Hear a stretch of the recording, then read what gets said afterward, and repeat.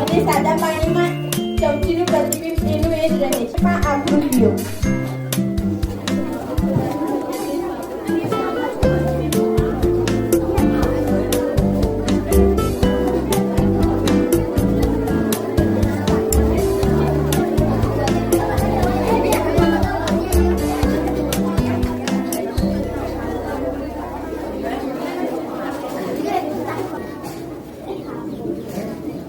છે.